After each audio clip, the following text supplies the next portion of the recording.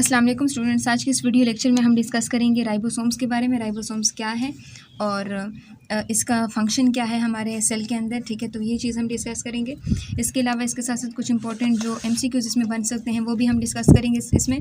इससे पहले की वीडियो में हमने माइटोकॉन्ड्रिया के बारे में डिस्कस किया था और हमने उसमें देखा था कि वो इसको powerhouse of the cell भी कहा जाता है, ठीक है। तो इसके वो क्यों कहा जाता है? क्योंकि वो हमारे लिए, हमारे सेल के लिए मुख्तलिफ तरह के रिएक्शन करते हो, जिसके नतीजे में क्या बनता है, एटीपी यानी एनर्जी करेंसी जिसको हम कहते हैं वो बनाता है, जिसके ज़रिए हमारे पूरे सेल के जो फंक्शंस होते हैं वो परफॉर्म किए जाते हैं।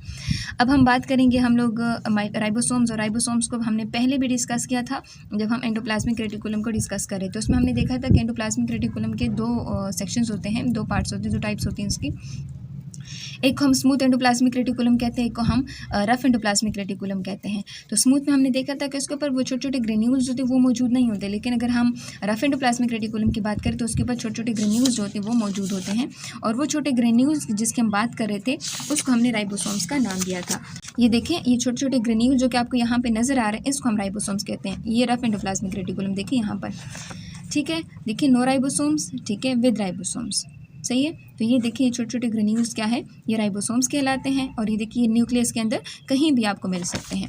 सो चलिए शुरू करते हैं। कहते हैं दे आर टाइनी ग्रेन्यूल्स, ये छोटे छोटे ग्रेन्यूल्स होते हैं, छोटे छोटे दाने होते हैं जो कहाँ पे मौजूद होते हैं, ये न्यूक्लियस के अंदर मौजूद होते हैं, लेकिन ये बनते कहाँ हैं, ठीक है। जैसे हमारे माइंड में क्वेश्चन आता है कि बनते कहाँ होंगे, तो ये देखें मोस्टली ये देखें आपको ये न्यूक्लियोलस के अंदर आपको ये हमारे सेल्स के अंदर एक स्पेशलाइज्ड पोर्शन होता है न्यूक्लियस के अंदर, इसको हम डिस्कस भी करेंगे।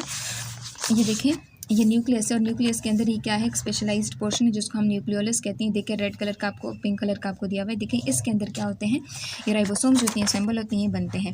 सो यहाँ पे देखें ये न्यूक्लियोलस के अंदर, जो न्यूक्लियस के अंदर मौजूद होता है इसमें बनते हैं, या तो ये फ्रीली साइटोप्लाज्म में डिस्पर्स होते हैं, मतलब कहीं भी आपको नजर आ जाते हैं, या फिर रफ एंडोप्लाज्मिक रेटिकुलम के साथ जो होते हैं वो अटैच्ड होते हैं। जैसे यहाँ पे हमने देखा था ये कहीं भी आपको न्यूक्लियस के अंदर भी आपको, जैसे यहाँ पे न्यूक्लियस के अंदर भी आपको नज़र आ सकते हैं, देखिए जिस राइबोसोम का जिक्र है, और रफ एंडोप्लाज्मिक रेटिकुलम के साथ भी आपको अटैच हुए नज़र आ सकते हैं। सो यानी ये कहीं भी आपको मिल सकते हैं। इसके साथ देखिए कहते हैं कि राइबोसोम्स जो हैं वो किस चीज़ से बने हुए हैं, तो यानी अगर ये तो हमने इसकी डेफिनेशन पढ़ ली कि राइबोसोम जो है वो हमें कहाँ मिलेंगे, कहाँ बनते हैं, तो ये जनरल इसकी डिस्क्रिप्शन हो जाती है। अब इसकी अगर आप कॉम्पोजिशन की बात करें, ठीक है, हमारे पास ना हमें पता चलना चाहिए कि ये बने किस चीज़ से हैं। तो कॉम्पोजिशन की अगर हम बात करें तो कहते हैं ribosome is made up of equal amount of ribosome proteins and ribosomal RNA. ये किस चीज़ से बने हुए हैं, ये प्रोटीन्स और राइबोसोमल आरएनए से बने हुए हैं। प्रोटीन्स जो होते हैं ये मॉलिक्यूल्स होते हैं, मैक्रो मॉलिक्यूल्स होते हैं जो कि हमारे सेल्स के अंदर मौजूद होते हैं। इसका बिल्डिंग ब्लॉक अमीनो एसिड होता है, इसको हमने पहले डिस्कस किया था। राइबोसोमल आरएनए जो होता है एक स्पेशलाइज स्ट्रक्चर होता है जो कि हमारे न्यूक्लियस के अंदर क्या होता है वो मौजूद होता है, जिसको हम क्या नाम देते हैं, राइबोसोमल आरएनए या आरएनए कहते हैं। राइबोस आरएनए की वजह से हमारे पास मुख्तलिफ टाइप्स होती हैं, कुछ होती है ट्रांसफर आरएनए, कुछ होती है राइबोसोमल आरएनए, कुछ होती है मैसेंजर आरएनए, ठीक है। तो ये हर एक अपना एक फंक्शन होता है, ठीक है।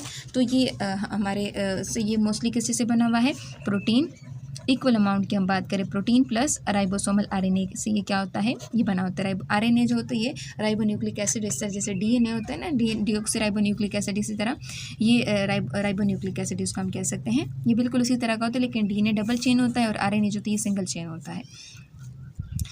अब देखिए कहते हैं कि राइबोसोम्स जो होते हैं ये मेम्ब्रेन बाउंडेड ऑर्गेनेली नहीं है, और ये आम तौर पर एमसीक्यूज में पूछा जाता है। आपके पास 4 ऑप्शन आपको दिए जाते हैं, और इसमें आपसे कहा जाता है कि which one organelle is not membrane bounded. तो आपको ये आना चाहिए कि जो राइबोसोम्स ये मेम्ब्रेन बाउंडेड नहीं है, बाकी फिर सारे क्या होंगे, मेम्ब्रेन बाउंडेड हो सकेंगे, ठीक है। तो राइबोसोम्स जो है मेम्ब्रेन बाउंडेड ऑर्गेनेली नहीं है। सो कहते हैं so they are also found in prokaryotes. ये प्रोकैरियोट्स में भी आपको देखने को मिलते हैं। प्रोकैरियोट्स कौन से ऑर्गेनिजम्स होते हैं, ये वो ऑर्गेनिजम्स होते हैं कि जिनके अंदर वेल डेवलप या मेम्ब्रेन बाउंडेड ऑर्गेनेलिज्म मौजूद नहीं होती, चूँकि ये भी मेम्ब्रेन बाउंडेड नहीं है तो ये प्रोकैरियोट्स के अंदर मौजूद हो सकता है।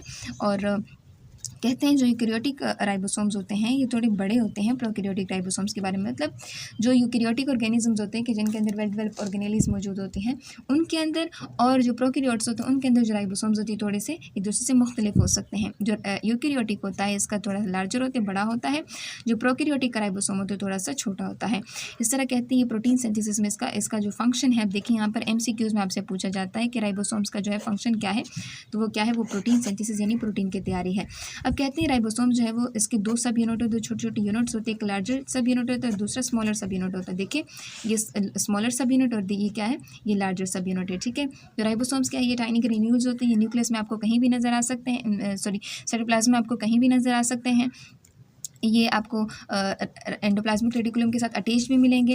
ये किस चीज़ से बने, आरएनए और प्रोटीन से बने हुए हैं। ये मेम्ब्रेन बाउंड ऑर्गेनेली भी नहीं है। ये जो यूकैरियोटिक प्रोकैरियोटिक दोनों में मौजूद होते हैं, और जो यूकैरियोटिक राइबोसोम्स होते हैं थोड़े बड़े होते हैं प्रोकैरियोटिक राइबोसोम्स के मुकाबले में, ठीक है। तो ये राइबोसोम्स के हवाले से बात होगी। नेक्स्ट वीडियो में हम इंशाल्लाह प्लास्टिड की बात करेंगे।